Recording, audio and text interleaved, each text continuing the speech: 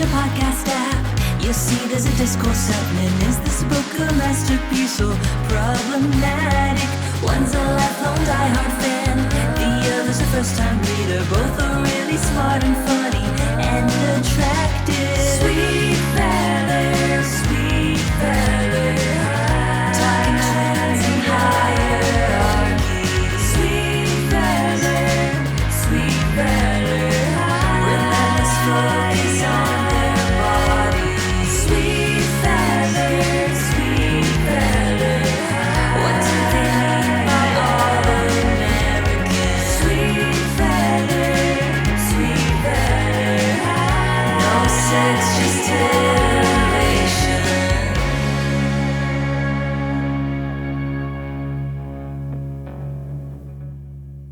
Hi. Hi, hello. Oh my God, you're coming in a week. It's when I got to the cliffhanger and it said next up on the edge, I was like, oh my God, have I heard anything about this book? Yes, I have. I can't believe we're only one away from On the Edge. It's- I can already tell I'm gonna hate it, by the way. I can't say anything about it. Okay, don't. So today is Sweet Valley High 39 Secret Admirer. Do you have a 6-word review? I have one. I have one too. Do you want to go first? Flagrant disregard for research ethics. When I got to that point, I was like, Becky is gonna love. I mean, this is gonna be clear your schedules, ladies. I was like, she is gonna get the IRB on the horn, and she is gonna get involved. Yeah, the research ethics of it all, a real problem. Another one could be, at least he wasn't an anthropologist, Thank God. because the ethical questionable researcher in question is a sociologist. So Mine was just nothing is as it appears. Boring. ooh, how counterintuitive. One would think that things not being as they appear is interesting. That Things I think not being as they that appear is boring. that is I think that actually is the kernel of my analysis of this book, is that nothing is as it appears, and you think that would be like, ooh, how fertile, like misdirection, and it was still boring, even with the fact that nothing is as it appears. Sorry. Yeah, I don't love this book. I do not love this book. Yeah. I do not like it. That with a could be box. also one. I do I not. do not love this book. Hmm. Well, I'm sure there'll be something redeeming. Well, we're certainly going to spend 6 hours on it either way. Should we do the cliffhanger? So we're brainstorming different articles for the Oracle, I guess.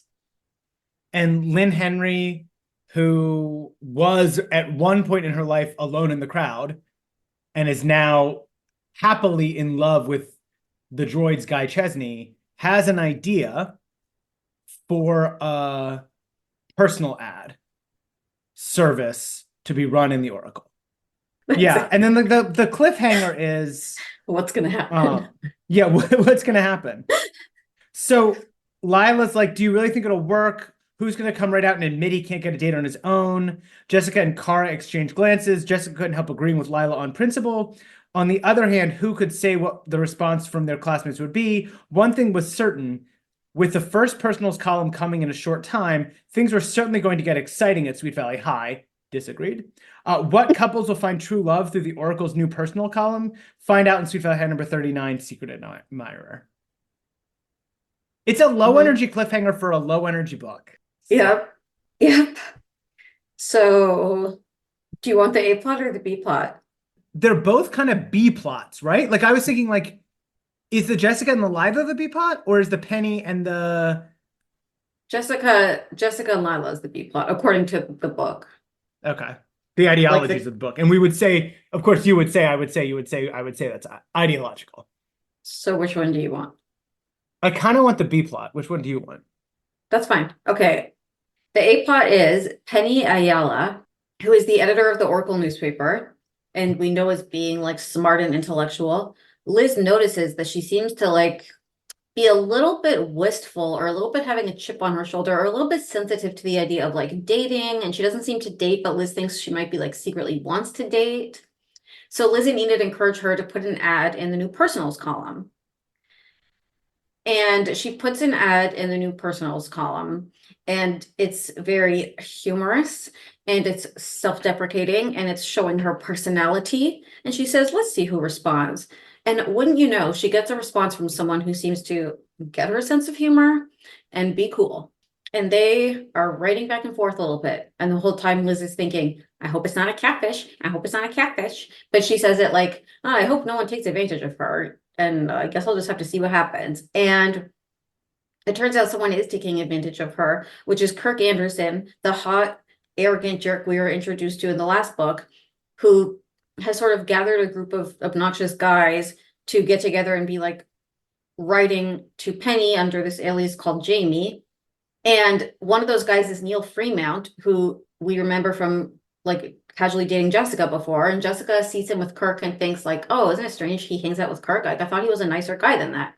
And we learned that Neil Fremount is actually feeling guilty about this. And he actually thinks, oh, like this person does kind of sound interesting, even though we're doing it as a prank. And Robert and I are reading it, and any reader is reading it saying, yes, familiar trope of it starts as a joke or it starts as a trick, and then there's actually love and what's going to happen. So they tell her, like, they as Jamie tell her, okay, meet me at the mall, like in front of the bookstore or something, like we'll meet each other, Jamie and Penny, who's going also under an alias. And then like the guys are watching and they see that it's Penny and they like make fun of her, and Neil doesn't go meet her, so basically stands her up. But then Neil feels bad about it. So he like writes her another letter as Jamie being like, I'm really sorry something came up, but like I actually do really want to meet you. Let's actually meet at the Dairy Burger. Give me one more chance. She's like, fine. So she goes and meets him at the Dairy Burger, and while he's waiting for her, Kirk and Michael Harris, whatever other guys, show up, and he just tells him basically like, yeah, I actually am meeting Penny. And I kind of don't care what you think, because this whole time Neil has had this conflict because he very much likes the status associated with like having approval from this asshole guy, and now he decides he doesn't need it anymore.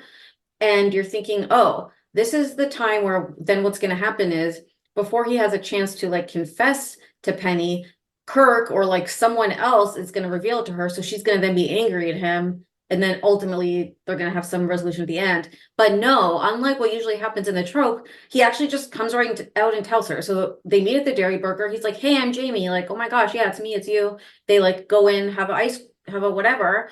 And he's like, listen, I got to tell you the truth. It started out as a prank. I was doing it with Kirk and like these guys, and like we were being obnoxious, but I actually really do like you. And I'm sorry I did that. And please give me a chance. I think this is real. And she says, okay, and forgives him. And they end up together and happy. So it's like everything is not as it seems, but it's still boring. You know what I mean? I didn't necessarily find that story boring.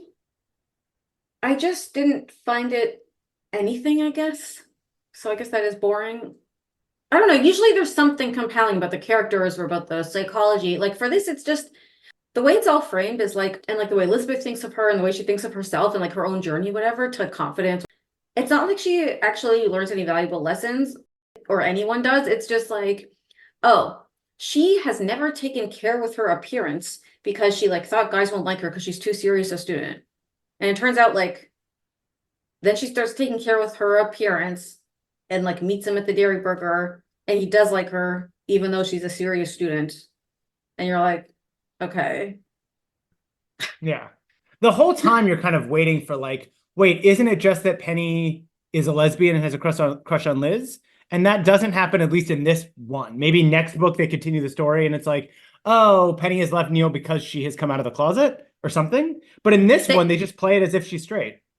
They set us up to think it has a lesbian feeling because like it starts off having a paragraph of one of these things of like, oh, for some reason, Penny never seemed to date guys, and we don't know what that reason is and what's that reason going to be. But yeah, that would have been more interesting. I can probably really quick say what the C plot is, which is just that Elizabeth and Jess overhear Kirk. Is it Kirk? Yeah, Kirk like talking about the trick they had done on Penny. And they're like, oh my gosh, he's such an asshole. So Liz decides to do a prank on him and pretend that their cousin is this famous model that she shows them a bunch of pictures from in a magazine, and pretends to set them up on a date to this week's party, which is a 40s swing fling. And then the non-existent model cousin stands him up and he's embarrassed. And we don't talk about this much, but for me, the weakness of this one was nothing. I mean, this one was boring because it just doesn't make any sense. Why would he wouldn't be really upset. Like, it just doesn't make any sense. I thought it made sense, and like I believed that he would want to go out with this model. Like I believed that that prank happened or whatever, but it's more like, again, so what's the lesson? I mean, I think there's a potential lesson when you compare what happens in the A, B, and C plots. I think looking at them together creates a potential lesson, but we have to sort of tease out what that might be, I think. Yeah. And it's You're not... gonna have to walk me through that. And then you're gonna have to do it slowly with small words. Okay. The B plot is that Jess and Lila, this is the one that I actually think could have been interesting. Jess and Lila have differing approaches to writing a personal ad. Jess thinks that you should write a personal ad that like is talking about the other person. Lila thinks you should write a personal ad that's talking all about you. And so they engage in this competition that is not a bet because there are no stakes, where they're each going to put an ad in the personal section talking about how they only want to date college guys. So it's an ad for college guys. And then whoever gets the best response and the best date from it wins. And it's, on the face of it, it actually is kind of interesting to think about. Like, they're basically doing like A/B testing around kind of the user experience of personals and which one like kind of attracts better guys. And they each get some responses. Jess has a really bad reaction to a response she gets from someone who is living in a bigger body, and she has a terrible, terrible, we won't even get into it. But then she gets matched up with this super hot guy who includes a Polaroid of himself in his response, and you can tell that he's hot and blonde. And so she goes on a date with him, and seems great. He asked her tons of questions about herself and what she thought about the personals and why she did the personal, what she did. And it was just like a really, really great, interesting conversation. And then they arranged to meet up at the beach before the 40s swing fling.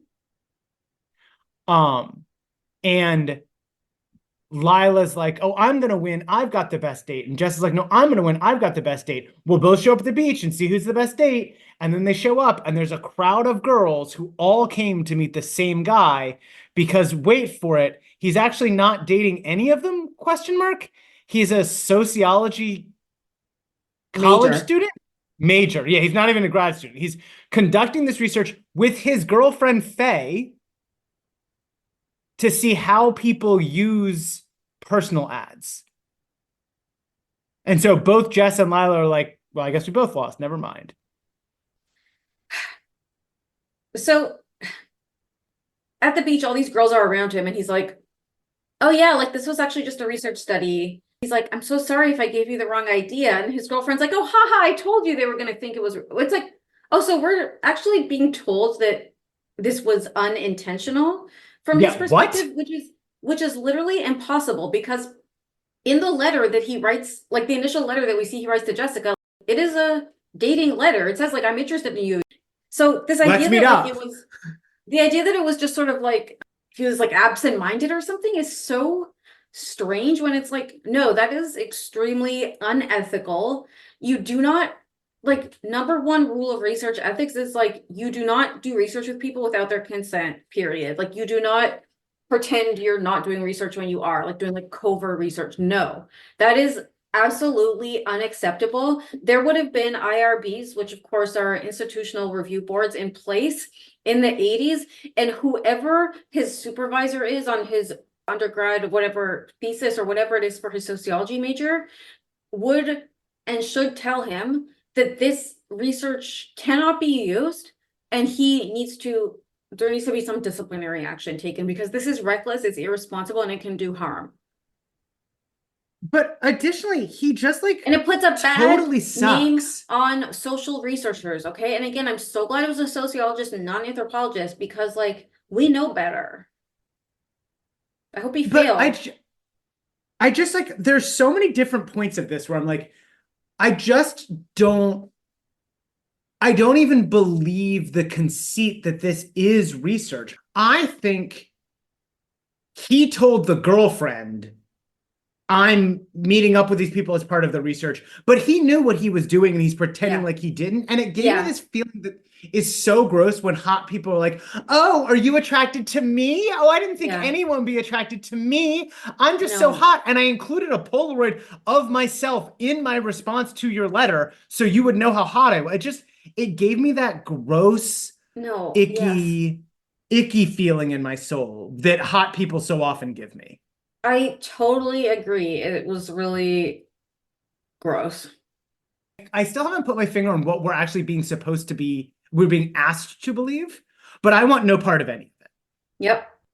Like one thing that was sort of funny about it was that we've had, 4 times now, like situations where Jess starts dating someone and like they're always asking questions about her and they don't tell about themselves. And it's like one time he was 15, one time he was like an axe murderer, one time he was poor, or was that someone else? I don't know. But that was someone else. It's like it's happened a bunch of times, right? So I feel like it's surprising that she's not having a flag go up when she's out with some guy and like they only ask her about herself at this point. Well, that's the plot. Do you want to guess the taglines? Who will find love at Sweet Valley this week or something stupid? What? It's sweet. It's like, what's gonna happen this time? I guess we gotta read this one. Yeah, my idea for the tagline is like, read this book. What happens in this book, kids? What happens in this book? The tagline is just one more until on the edge. It's just another one. It's who is Penny's secret love? Yeah. The back tagline I think made me laugh. It's so. You just want to tell me? It's something dot dot dot. And it's related. Know it is. Okay, you want me to tell you? Oh, it's related to. Sorry. It's related to. It's related to what's happening this week as we Valley High. Love letters. Dot dot dot. No, it's. I can't believe it's so funny. A little too personal. Dot dot dot. Is that funny? What does it even mean? They're just like, oh, let's use the word personal. Like personal ads. Oh, get personal. Oh, a little too personal. It's like, okay, let's go home to our wives. Well,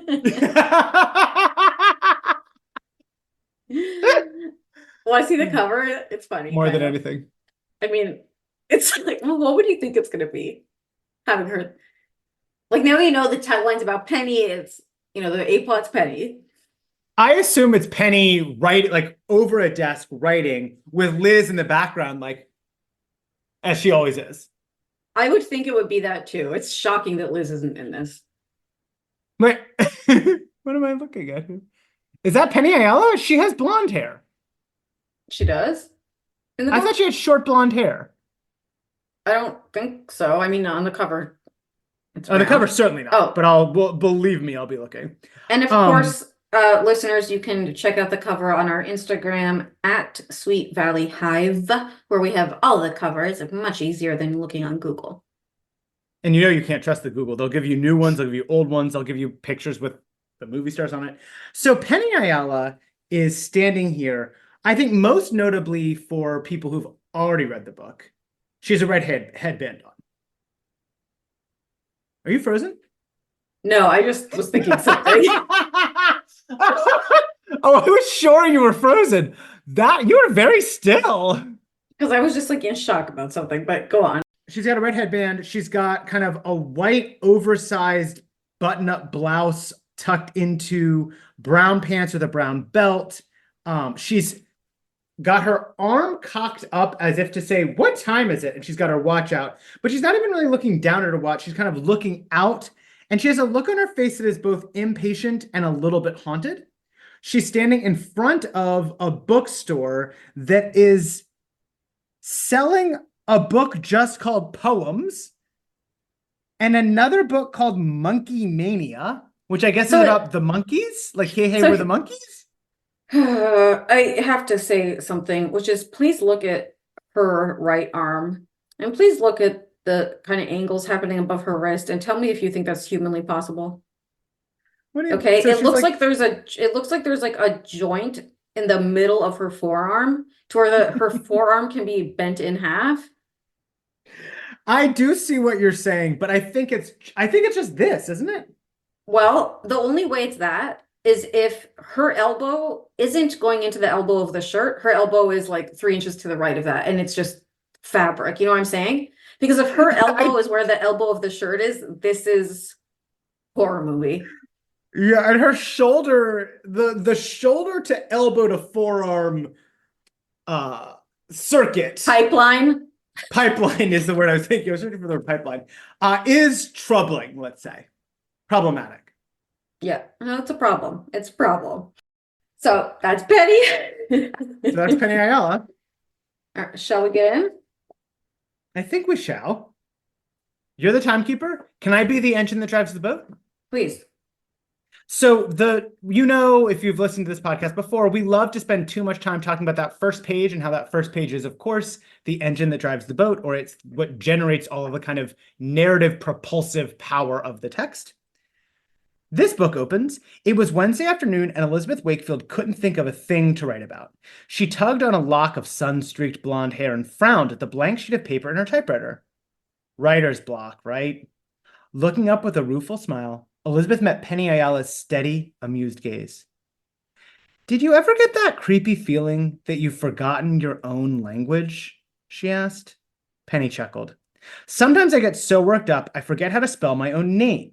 She pushed herself away from her desk and walked across the comfortable, cluttered space that was home to the Oracle, Sweet Valley High's student newspaper. But I can't believe there isn't a single item for eyes and ears, Liz. Not in this hotbed of gossip. Isn't Jessica doing anything worth writing about? For me, the question, did you ever get the creepy feeling that you've forgotten your own language, is so potent and so rich, especially in a text that is all about writing and communication and missed communication and kind of misplaced communication and misrepresentation of communication and self. This idea of forgetting your own language is so interesting to me. Does it do anything for you, or are you not interested? I'm very interested. I'm trying to figure out what that means in terms of other things that we see happen in this book. So like, I'm just trying to parse this idea of forgetting your own language. It's like, so something that should be intuitive, like something that should be automatic, you lose access to it. Like something that should be natural.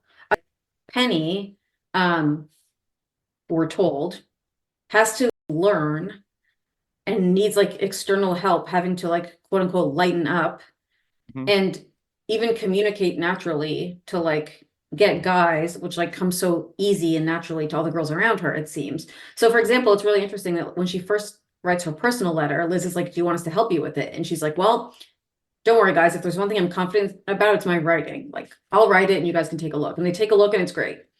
But then when she writes back after she's received a response, she's so self-conscious that they all get together and the three of them write it together. And it's like, well, I thought this was supposed to be about her natural expression. I love that. So there's some joking back and forth between them. I thought it was sort of weird that it's like Liz is like basically saying like, my mind's blank, I can't think of anything. And Penny's like, I really shouldn't be doing your work for you, you know, one more slip up and you're out. And them two are, it's supposed to be like banter, and Liz is like, oh, ha, ha, oh no. And then suddenly like she thinks of all these things to write, which are very, very boring. Yeah, so here we see Penny, dark blonde hair. Is that what it says? That's in the text. Penny runs a hand quickly through her short, dark blonde hair. You're right. Penny ran a hand quickly through her short, dark blonde hair. It was a gesture she used whenever she was deep in thought. I thought the idea of using a gesture is so interesting. I see what you mean about like it is implying that it is intentional versus like a reflex. For me though, I didn't necessarily read it that way. I read it more as like the way they like to make girls' hairdos an index of their thought process. We always fucking see Elizabeth's blonde ponytail bouncing as she nods her head thoughtfully. I saw it more as that. Like, I don't think they're trying to make that point, but I do think it's there in the word, you know? Yeah, I just thought that was interesting. Yeah, The it is. back and forth and the like awkward joking, I think this is part of where I was starting to pick up like weird Lesbian. sexy vibes. Yes. It's just like it It's feels like flirtatious. it's flirtatious. I thought so too. And then we have Lynn, who comes in and she has the first installment of the personal ads, and everyone's excited. And she explains the system that she's created to preserve anonymity. And she's assigned each one a number, and each number is going to get a mailbox. And I think at this point, we must sort of ask a question that for me is like central to this book. Their school's not that big. So the idea of doing like personal ads and like it either is telling you you're going to meet someone who you either knew before, but maybe you learn more about them through the ads, which Penny and Neil do end up doing. And then that makes you end up being attracted to them. But I'm like, it's not like there's all these kids they haven't met. I mean, Jessica has this idea that they're going to meet college boys through it because Steven, it's crazy, because Steven has a subscription and he is sharing it around with the college guys in his dorm or whatever, whatever. But just taking that for what it is, at least then it's like meeting new people. But like the idea of this, it's going to be this internal high school newspaper, like it just doesn't make sense. I think Lynn does say like she's planning for it to go viral and have like more high schools get involved, and then it might actually work. But you are right that it doesn't make any sense. So this is what we call go-to-market strategy. They need a critical mass. You can't wait for it to scale. When you have a product that needs to scale in order for its fundamental value to be reached, you can't just launch in one high school and hope it'll trickle around. Right. At least if you have any stakeholders and being accountable to any metrics to them. Yeah, I'm wondering at this point, should that be behind a paywall? Like what you just said is like consultancy work. Shouldn't you be getting money for that? My friend Jake once told me anything you do well, you shouldn't do it for free. Well, I don't do anything well, so I don't have to worry about that. But and this whole podcast is free, so yeah. Woof. The other thing about the numbers is it sets us up to be like, ooh, maybe there will be some intrigue here. Like maybe Lynn gets the numbers wrong and she matches people incorrectly, but it still works out and they fall in love. Or maybe Lynn is the only one who knows who people really are, but everyone's using a fake name anyways. So the number, it comes to no fruition whatsoever. Yeah, and you especially are set up to think that because Lynn's like, I sure hope this works. I sure hope this system is going to be good enough for all the letters. For me, like one thing it really drove home was just like, I actually did think it was a good system. And just compared to Liz, who like, because Liz is like, wow, that's so organized. Anyway, okay, moving Liz would along. be like, so we're going to hold a meeting of everybody who wrote into the personal, and they're all going to show up in person and we'll hand each of them their letters. They'll read their letters aloud. Yeah. Then we get the sort of introduction to Liz's read on Penny. For some reason, Penny Ayala didn't date anyone, even on a casual basis. Elizabeth had often wondered about it, but had put it down to Penny's busy academic and extracurricular schedule. But Penny's quick blush suggested that perhaps it wasn't entirely her choice. And again, I'm just like, it also shows this like compulsory, obviously heterosexuality, but also just like compulsory sexuality and like compulsory dating in this culture. Like the fact that like at every dance you're expected to have a date for it, and the fact that like everyone always is trying to have a date for stuff and have a boyfriend or girlfriend. It's like, so yeah, later at the beach when Penny says, I feel like a fifth wheel, it makes sense because they're all addicted to having dates and like obsessed with it. And this is all in response to Penny when they're talking about going, like whether Penny's going to do the personal ads or not. Penny says, don't be silly, Liz. You know I'm not into parties and things like that. And they all act as if that's really, really weird when it's like, remember high school? Like some kids just weren't into parties and that was actually fine. Yeah, and also some kids don't date in high school. Like, it's like she had never dated, and what's the reason? But what I think is funny about her saying, I'm not into parties, is that it's a response to Liz saying, it's not a response to Liz saying, do you want to come to a party? It's a response to Liz saying, do you want to check out any of these personal ads, which are specifically for people or like conducive to people who might be more introverts or who might be more quiet or communicate better through writing than in social environments talking. And it's like, she says, well, I don't go to parties, so I wouldn't look at personal ads. Anyhow, but she's obviously just like comfortable with the whole topic. Then Mr. Collins comes in. He is telling them that he's going to be the chaperone for the 40s night swing fling and tells them they all have to jitterbug with him, and we move it along. And We raise some red flags and move it along. Penny says, like, I don't bother that much with my appearance. Boys don't like to go. So Penny's like, I'm not really the type boys like to go out with. And Liz is like, what do you mean? Boys don't like smart, pretty girls with a great sense of humor? Liz wants it. Yeah, exactly. What do you mean? Boys don't like smart, pretty girls with a great sense of humor? Penny's like, well, I know I'm not that pretty and I don't put effort into my appearance. And Liz thinks to herself, it's true. She had a pretty face, but she didn't take pains with her appearance. She was always dressed neatly, but she didn't use any makeup or wear flattering styles. And I'm like, why is that a problem? It just pisses me off. Like, again, not to state the obvious, but like dressing neatly is great. Not wearing makeup is great. Dressing neatly is good enough. And like, no one should feel that they are somehow deficient for not either A, caring about fashion, or B, wearing makeup. And the thing that drives me so the crazy about this book is that the whole time, like her own relationship to her appearance is always about like male gaze and getting boys. It's always like when she thinks about later wanting to put more effort or whatever, it's just about attracting boys. And like that's the only context of the conversation instead of just like being about self-expression or how you feel or what you like or whatever. It's like annoying. The other thing is, and I know it's just like a common phrase, but they say like she didn't take pains with her appearance. And like I know what they're saying, like she didn't put time into appearance, but like the idea that we're talking about pain and we all have been high school girls and we know kind of the beauty standards and the high heels and the waist cinchers and you're wearing Spanx now and all this stuff. Like there is literal physical pain involved. We're plucking, we're waxing, we're threading, we're bleaching our assholes. Okay. God, always. Every day at this point. Yeah. Listen, guys, once you hit your 40s, you gotta move up to daily asshole bleaching. Every day. Every day. As Sheryl Crow said, every day is a bleached asshole. Then Liz tells Penny, Penny, you can kill me if this is insulting, but you should learn how to lighten up a little around guys. Give them a chance to see how much fun you are. And then like, Penny kills her. Penny takes Elizabeth's neck into her tiny hands and crushes it. Because that is, in fact, insulting. That would have been very satisfying. But no, she's like, oh, Liz, I know it's my fault I turned boys off.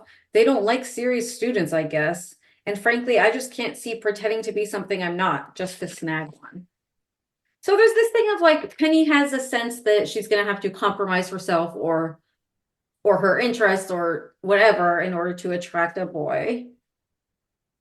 All right. Lila and Jess are at the beach talking about their prospects and where can they meet some older guys. We get again Perks the jerk. And we get Lila and Jess talking about the personal ads. And Jess is like, I think we should try them. And at first Lila's like, what? That is the grossest idea you've ever had. Only losers take out personal ads. And Jessica says, actually, I read in Ingenue an article that more and more singles use them to meet people because of the pressures of life these days. Lots of people don't have time to go cruising around, you know? So they take out an ad and da-da-da-da. It's the best way to meet people. They had testimonials, and the people in the testimonials weren't losers. It's funny because, like, with the advent, is that the word, of internet dating, and like dating apps, this was a very similar conversation of like, yes. At first there was so much stigma and like, oh, internet dating is for losers. And then the stigma went away and it's like, no, just everyone does it. It's funny. It's also the way that she says people don't have time to go cruising around. Maybe it's just because I'm queer, but I was like, wait, what do you mean by that? She means cruising. She means tap, tap, tap with the foot in the bathroom. I like that we're revealing that you now know more about bathroom cruising than I do. Do you do a lot of bathroom tapping? Because I'm more of like a parks and hikes kind of cruiser. I love to be in nature. I love to be in public bathrooms. You love a public bathroom. You're like forever bleaching your asshole in a public bathroom. It's like, just stop. But it burns so good, you always say. It burns so good. Then we get the debate Robert alluded to about, is it better to, in your personal ad, talk about the requirements of the person you want and you should be like this and that? Or Lila says, no, it's better to describe yourself. And they're like, well, why don't we put it to the test and do a bet? And I think we have to read their ads. So this is Lila's ad. Glamorous, sophisticated, mature high school girl looking for someone with the right stuff. I like fast cars, caviar, and the Caribbean. Don't talk to me about commitment. I'm looking for excitement, not a bridge partner. If you can keep up with me, I want you. Kids need not apply. Sexy. That's sexy stuff. It's so funny. Don't talk to me about commitment. I'm looking for excitement. It's like, I'm not here for Mr. Right. I'm here for Mr. Right now. Relatable, right? It's so tap, tap, tap in a bathroom. Mhm. Do you want to read Jessica's? And then Jessica's is, are you devastatingly handsome? Are you romantic and wild? Do you like girls who aren't afraid of danger? Are you the type of guy who goes for what he wants? Are you in college? If you answered yes to all the above questions, drop me a line. I've been looking for you. It's sweet. Too many questions. She even references that it's too many questions, kind of. All right, then we're introduced to Hugh Grayson, Enid's new boyfriend, who is from Big Mesa High. And I've already told you, Big Mesa High, we are very skeptical of the kids from there. And Enid even says he's pretty nice, huh? Especially for someone from Big Mesa High. They're stuck up, right? That's their big thing. Mm-hmm. But not as stuck up as the Bridgewater rich snobs. We'll just wait and see what happens with the kids from Big Mesa. Just wait and see. Wait and see what those fucking delinquents from Big Mesa bring to one of our beach bonfires in about 65 books from now. I never got over it. That much is clear. They caused some chaos at a beach bonfire that was absolutely upsetting. Okay. It's Hugh and Enid. It's Jeffrey Franche and Elizabeth, and then Penny. And Penny feels like she's a fifth wheel and is like, I'm gonna go do some work. Like, I don't need to be around this. And I get it. Elizabeth and Enid convince Penny to try a personal ad, and she whips it up in 5 seconds. And Robert, would you like to share it with us?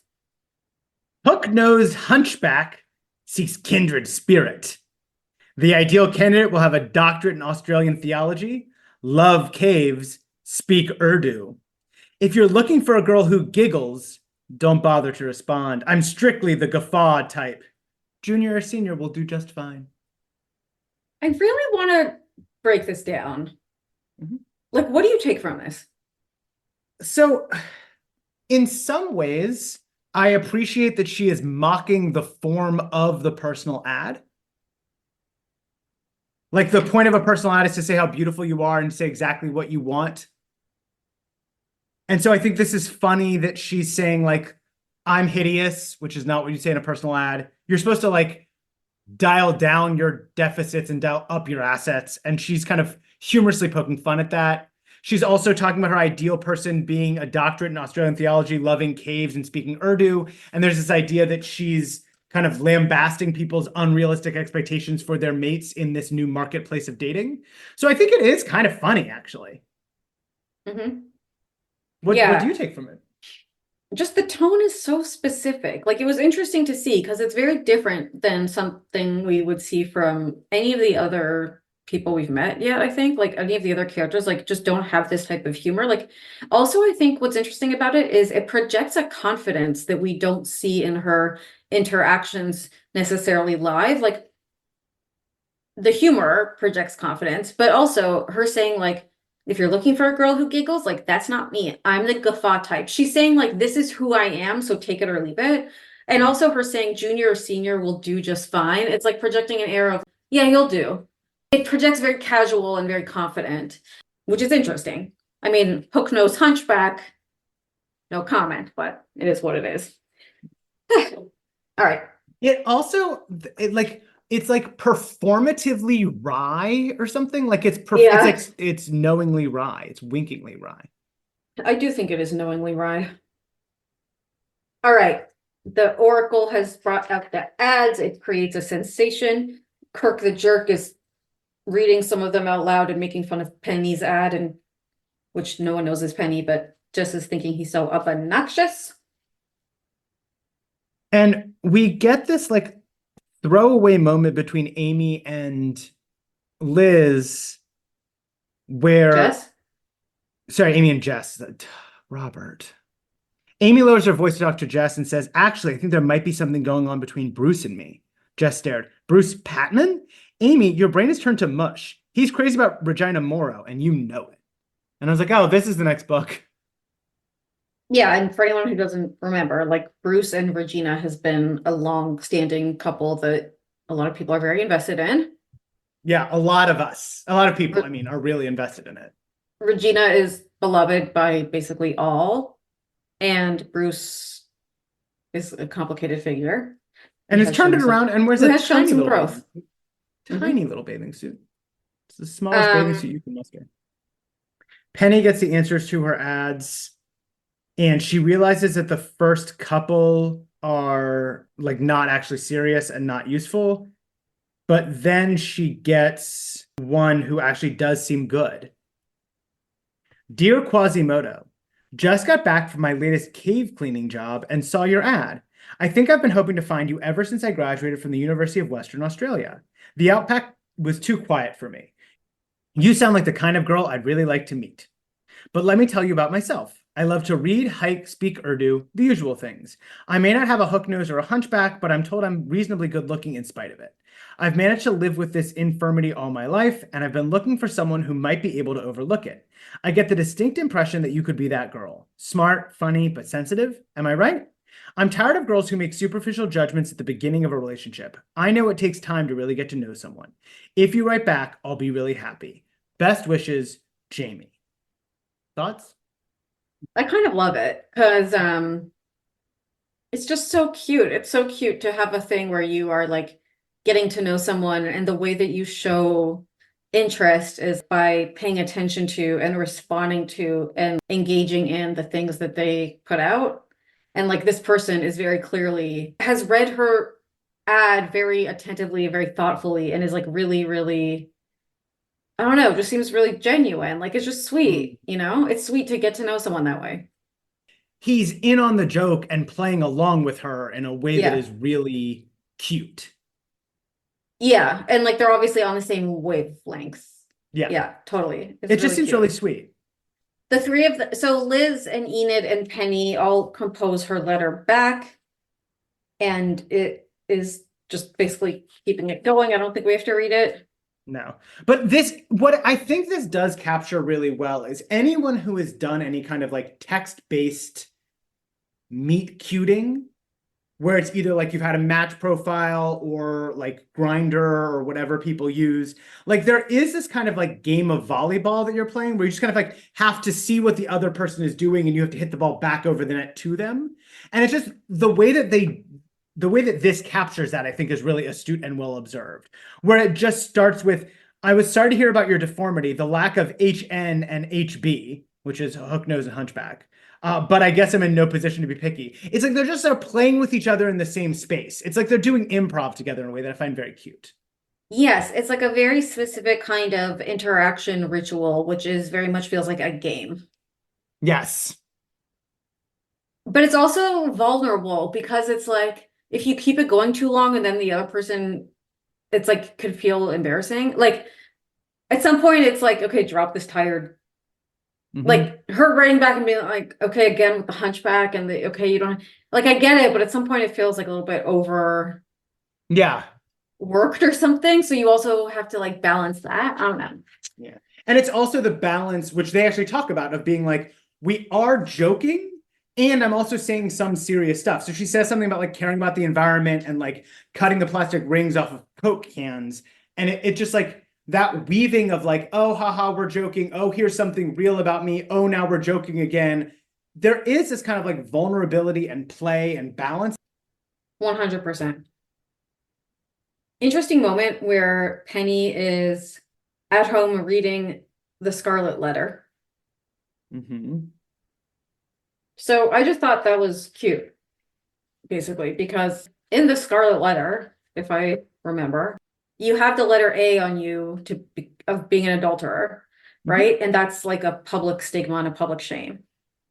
In this book, the shame that comes to Penny is from a letter, not a letter like an alphabet letter, but a letter that she has written, and that makes people laugh at her, right? It's like they're all standing at the mall laughing at her being stood up because she was vulnerable in these letters with all these Quasimodo stuff, and that was how she got shamed. It's funny. It's a good pun, I thought. That is actually very, very good. The other thing that I liked about that scene is she's looking around and she see, like, in her room, there's framed awards and merit certificates, which lined one whole wall of her small bedroom. Her bookshelves are overflowing with an eclectic assortment of novels and nonfiction books, blah, blah, blah. But for the first time, she began to wonder if all that was enough. Books and certificates were cold companions, and she never felt more alone. And on one hand, this is like kind of sad and interesting. And on the other, it really called to mind for me, The Bell Jar. Have you read The Bell Jar? I think we've talked about The Bell Jar on this podcast. We have, but I thought you were going to say The Proposal with Sandra Bullock and Ryan Reynolds. Go on. Oh, a work of similar literary merit, certainly. Mm-hmm. They're in Alaska, right? Or something?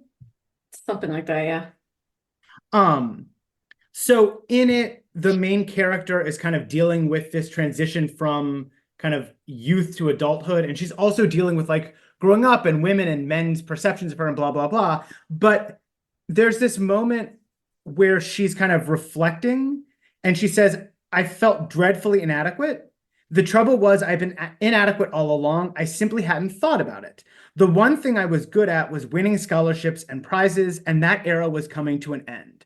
I felt like a racehorse in a world without racetracks, or a champion college footballer suddenly confronted by Wall Street and a business suit. His days of glory shrunk to a little gold cup on his mantle with a date engraved on it like the date on a tombstone. And I just thought there was something about that kind of emerging adulthood, late adolescent moment where you're like, I've spent all of my life doing these things really well. What if that's not enough for the next phase of my life? Where Penny's like looking around a room and is like, I won all these awards, I do all this writing, I do all this reading, but like, it's not enough. And now I'm in this other situation where I don't have the skills I need. And how sad and scary is that? And that felt very related to me and very beautiful.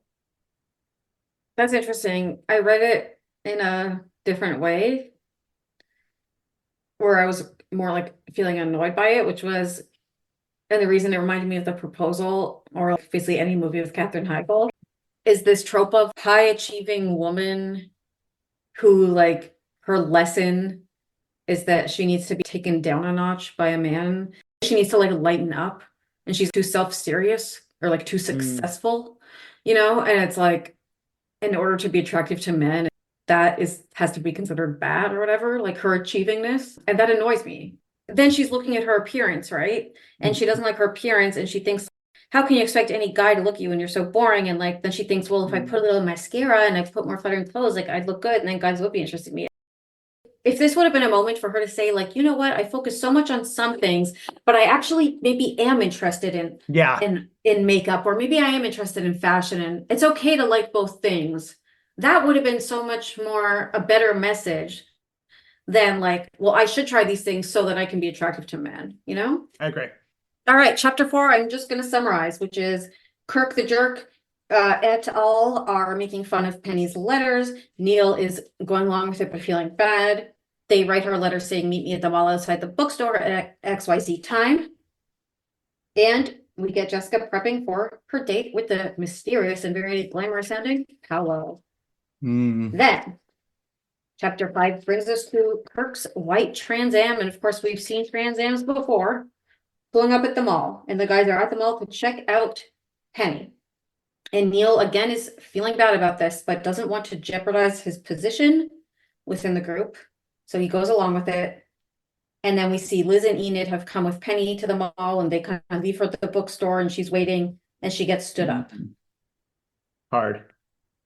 Paolo shows up for the date, and Jessica is dismayed to see that he is fat. She goes along with the date, and then at dinner tells him that she is sick with late stage ... and that she has to go home. And then when she gets home and she's like, I'm done with this personal dating because look at this fat guy they sent me. Then she sees one more letter, which is from this guy, John Carger. And oh, he actually seems hot. He actually seems good. Well, he doesn't even seem hot. He includes a picture of himself so that we know he's hot. There was an interesting moment where Jess is like laughing after she ditches Paolo because she basically tells Paolo she's dying.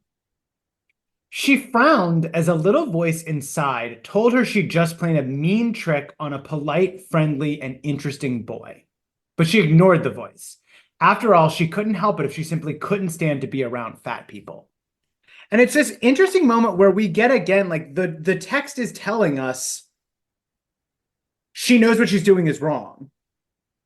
And yet she doesn't listen to that voice.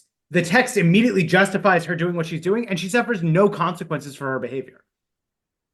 Well, okay, and that's the question. Is the consequence for her behavior the getting duped by the sociologist John Carger, right? In theory, you could say the lesson of this book for Jess is like, don't be shallow. Because look what happened. You rejected the guy who seemed nice and good just because he was fat.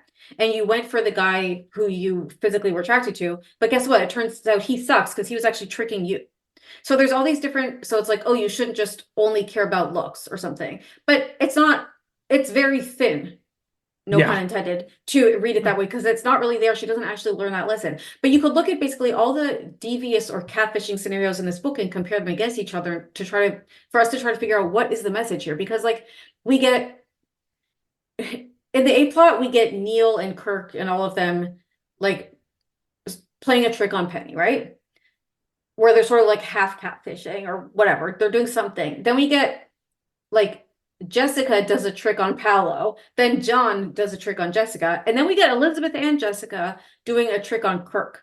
And it's like they're punishing Kirk for catfishing by catfishing Kirk.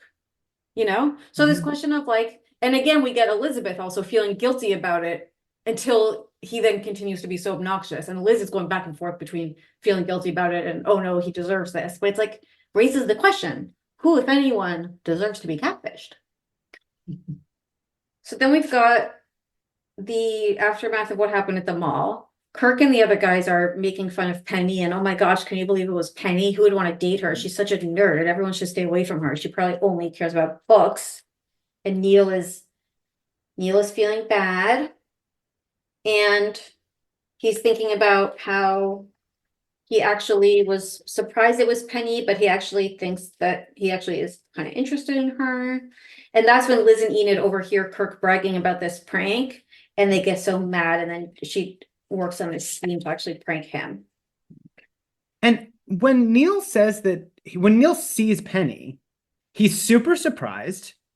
He's always admired her comments and suggestions about the books they were reading. She seemed really unapproachable. Penny had an air of superiority that he found intimidating.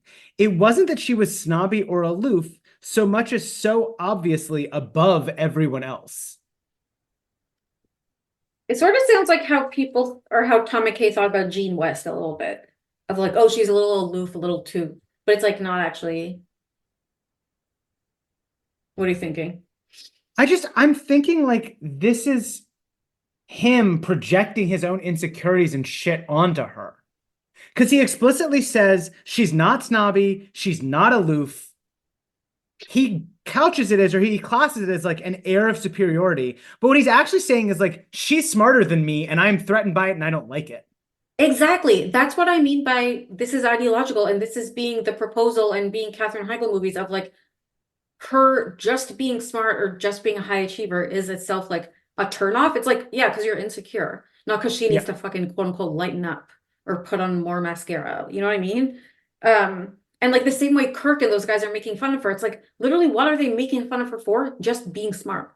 Yeah. That's it. I hate to do this and I don't want to put you on the spot. Beyond 27 Dresses, what other Katherine Heigl movies are like booming large in your mind where you keep being like, and Katherine Heigl movies, and Katherine Heigl movies? Knocked Up. Sure. Knocked Is she a Up. successful career lady? I don't know if she's a successful career lady, but she's definitely like neurotic, serious woman that can't think of joke that needs to be like fucked into good humor or whatever. And same with 27 Dresses. She's that person. So Oh, and I I guess, think the opposite of sex, isn't that with Gerard Butler and it's the same plot? She's also like a is stick it, up her ass career I think you're woman. thinking of The Ugly Truth. I The one where am he thinking of has The Ugly Truth. the remote control panties. Oh Yeah, God. that's exactly. That's the plot of that movie. She needs to be taken down a notch. She's too stick up her ass. Exactly. What's the opposite of sex? I don't know. Okay. Then we get Huckleberry Finn, which I assume you want to talk about. I don't. Being Is that American and terrible? being an English teacher. Yeah, it does nothing for me. Whatever. They talk about Huckleberry Finn in Collins's class, and Neil says some things. And him and Penny sort of have a little bit, like he tries to sort of have a moment with Penny over this and connect with her after at the lockers, but she seems kind of icy cold, and he thinks to himself, damn, like this is different. Like we weren't necessarily besties before, but she seems to have like a new iciness to her, and it must be because she's like wary of guys now since she got stood up, and wow, I've now made her like mad at the whole male sex, and I am feeling guilty. So he writes a next letter being like, okay, it's me, Jamie again. So sorry about what happened at the mall. I promise, like, I mean, at this time, meet me at the Dairy Burger and I'll explain. And she's like, okay. And then we get to the baklava, the most erotic. This book has one of the most erotic baklava eating scenes, I think, in history. Yeah. And it's got a lot of competition because baklava is an inherently erotic food. So sticky, so sweet, the nuts, the honey. Well, Jess is prepared for her date with John Carter. I don't know what she's wearing, but he looks sexy and collegiate. Yeah. And I get like in his letter, he explicitly says some girls are wary of dating someone they haven't seen yet. Here's a picture of me. So the idea that at the end we're supposed to just believe like, oh, he didn't realize it was dating. He thought it was all research. It's like you explicitly respond to this letter to cultivate a dating relationship. He's full of shit. Don't piss on my leg and tell me it's raining. Exactly. Now, something that's interesting is both Enid and Jess might describe him as an arrogant little worm. Did you notice that in the text or no? Both Enid and Jess, sorry, said who was a worm? Well, they actually say Kirk is a worm. Both Uh-huh. of them call him a worm, one after another on the same page. A worm? A worm. All right, so they're at the Greek quote unquote tavern for dessert. He's asking her a million questions. Like the baklava thing is funny. Like the setup for the baklava thing is also funny. He's like, let's go to this Greek tavern. We can have a nice long talk with no interruptions. They serve a mean baklava. Great, Jessica breathed. Perfect. There was plenty of time to find out what baklava was. Okay, and then can you please read the paragraph starting, she took another bite a couple pages later? She took another bite of the sticky sweet baklava.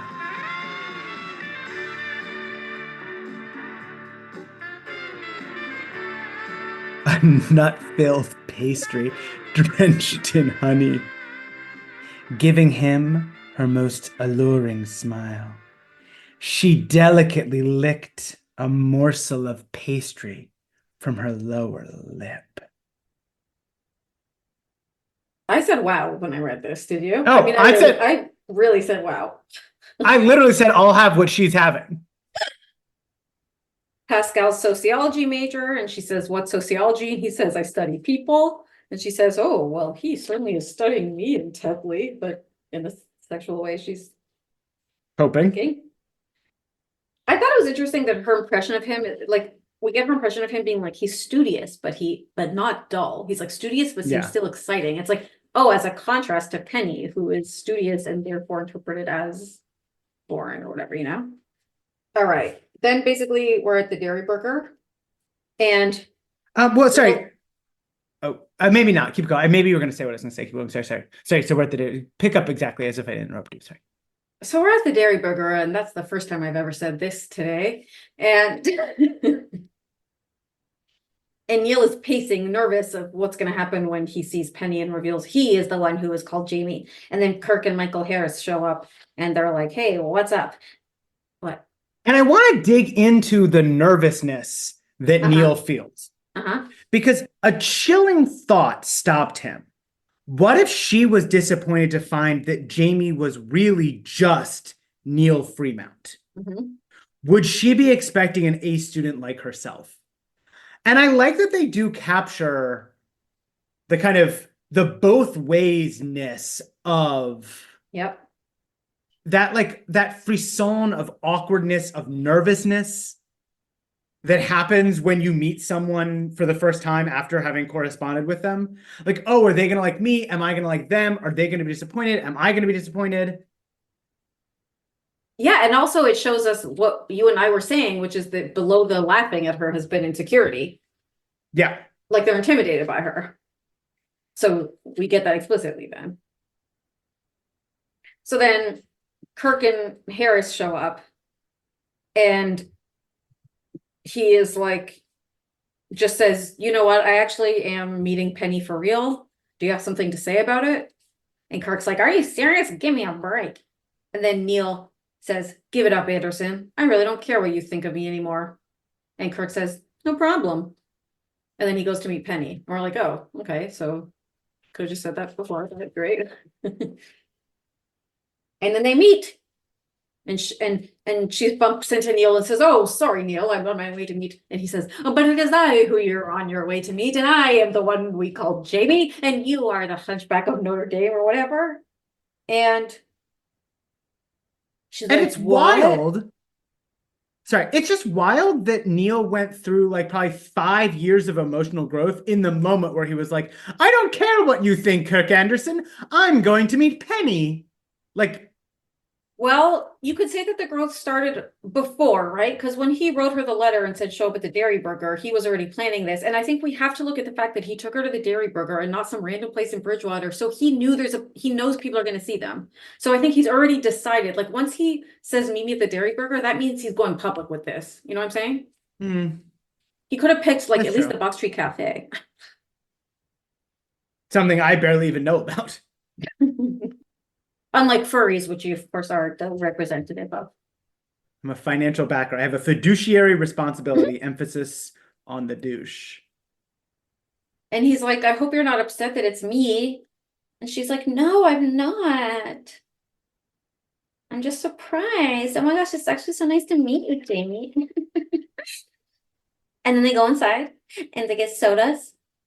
And then he actually tells her. And that's when I feel so much relief because I think, okay, so we don't have to go through the pain and torture of like her finding out from Kirk and then having to go through some extra apology with Neil. We can just get this out there, which is such a relief. It's a relief, except plot wise, it's like, well, then what? There's no plot. Nonsense. Then we just get some Yeah. nonsense. It started as a joke. Oh, wait, I gotta say something. So, okay, basically he tells her it started as a joke, but I actually really like you and I'm sorry. And she at first is like, well, I guess I'm gonna leave and not be embarrassed again. He's like, no, please give me another chance. She's like, fine. They end up happy at the end. But something that stuck out at me is when he first tells her, Penny's heart gave a sickening lurch. A joke. It was a joke. She stared at the scratched Formica tabletop, trying to form a coherent thought. Now, is it just me, or in book 7, did we not explicitly have the removal of the Formica tables when they did the makeover on the Dairy Burger, and they specifically told us they took out the Formica and they put in wooden plants and leather seats or whatever it was, and I don't know why we're still saying Formica. Leather What banquets, happened? absolutely. Right? Well, so we have a couple of different options. One is that Formica? they've brought in new Formica. They've re-undone. It's like a make under is what you call that. Option 2, which is more likely probably, is that they've become unstuck from time and they're actually in the old Dairy Burger. And this happens kind of book 6. I feel like that's more likely that the Dairy Burger is going to do a reverse renovation. Like they put so much effort into this. Like I we can't must hear assume. you. What? Go. We must assume.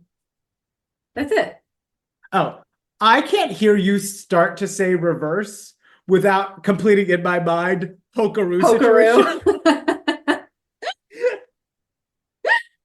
So I'm just trying Okay, to think fuck about Mary the Dairy Kill. Burger Fuck Mary committee. Kill. Reverse Pokeroo. Reverse the Dairy Burger renovation. Don't say reverse cowgirl. Reverse psychology. Oh. Just kidding. It doesn't make sense and we don't have time. Okay. Okay. Ba, ba, ba, ba, ba. So they say, okay. For Micah, she I think forgives. I think it's like Penny's psychology here is really interesting, where he apologizes and she goes, okay, since you're apologizing, like I'm gonna go now. Like you did the right thing by apologizing to me. Bye. Like she doesn't even entertain for a second that he could be interested in her. And I find this interesting for a number of different reasons. One is it just shows like it's kind of like a sad insight. The other is I feel like, and I know I'm just speculating on what aboutingism.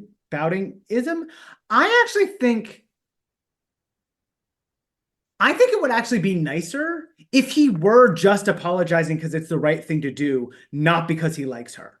Because this book still also kind of reinforces the idea that like we're only nice to the people we want to fuck.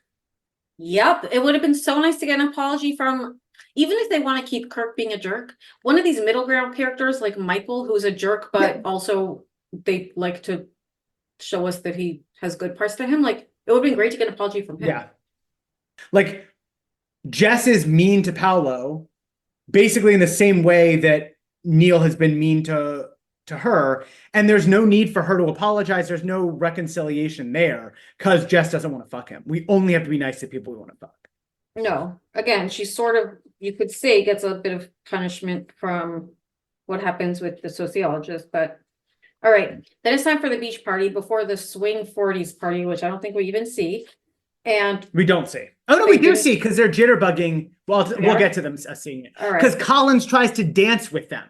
Oh yeah, gross. Ugh. So they're going to the beach party. Alice Wakefield says Jessica's bathing suit is a knockout, even though she preferred it on someone else's daughter. It's a leopard spotted bikini, showed alluringly through the sheer fabric, an effect that Jessica's more than pleased with.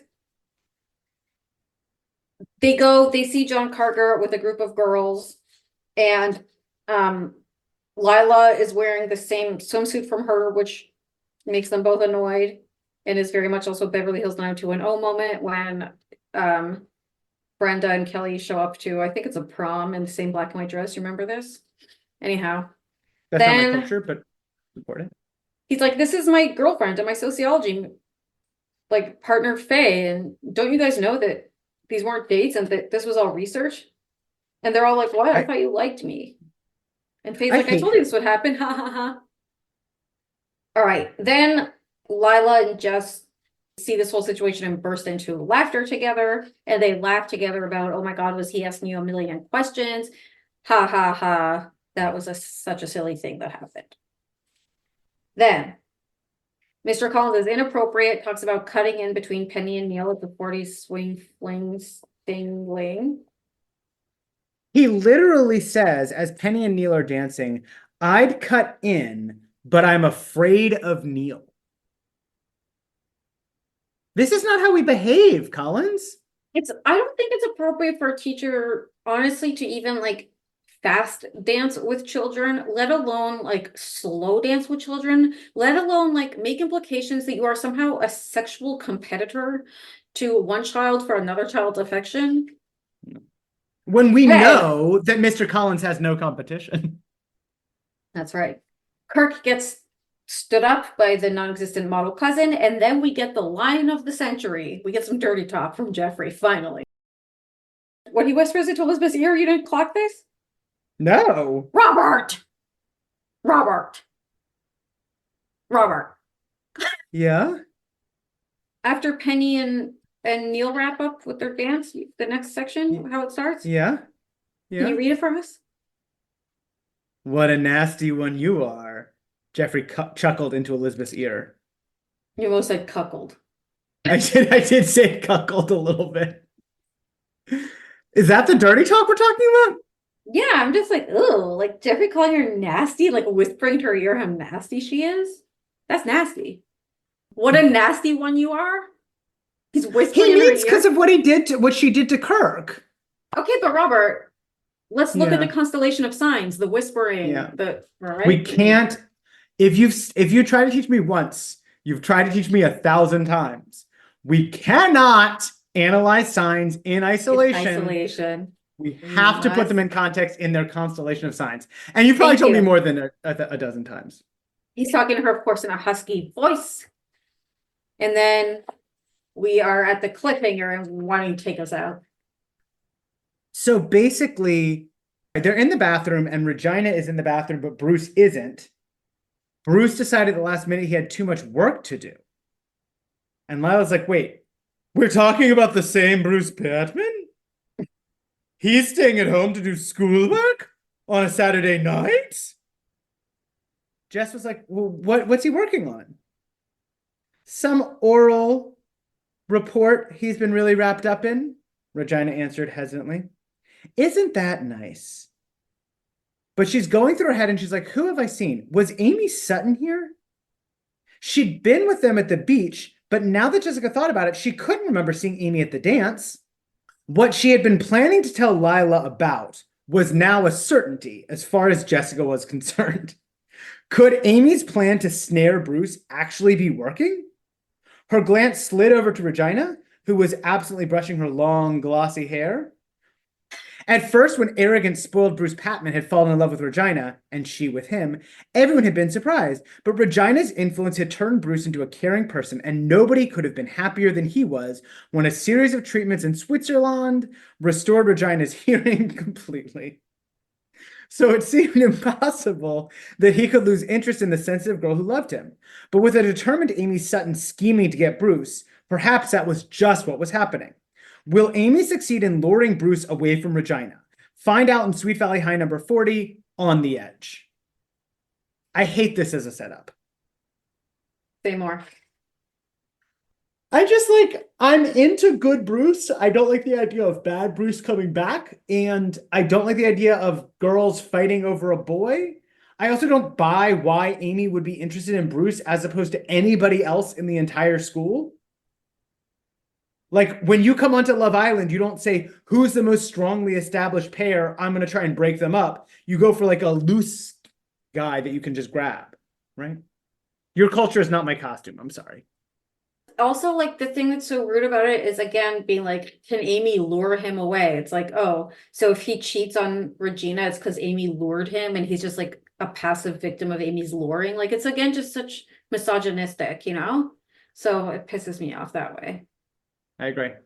Well, next week we have On the Edge in person, live in studio here at the Pardo studio. And how are we going to do it? Are you going to read it like on the plane or something? Yeah, I imagine I would. Are you going to read it before you get here? I was planning to have read it already, but I'm happy to not have read it. No, you might as well read it. Might as well read it. I mean, say it. Listen, IYKYK, IYKYK, and the ones who know. And famously, I am one who does not know. And I'm just put there. I put my hand over the cover, so I did not see it. Please don't see the cover. Is the cover like a big one? No, but it's big enough that, I mean, I just don't really see it because Regina's on it and we'd like to talk about how pretty she is, and you should see that live. Now is the time where you say to the listeners, if you have a friend who only likes books and does not know how to attract boys, come on over. Because we don't like books and we know all about how to attract boys over here on Sweet Valley Hive. And rate and review. Thanks for listening to Sweet Valley Hive, hosted by Robert Marks and Rebecca Pardo. For more, check out our Instagram at Sweet Valley Hive. Theme song by Yessie and artwork by Elliot Carroll.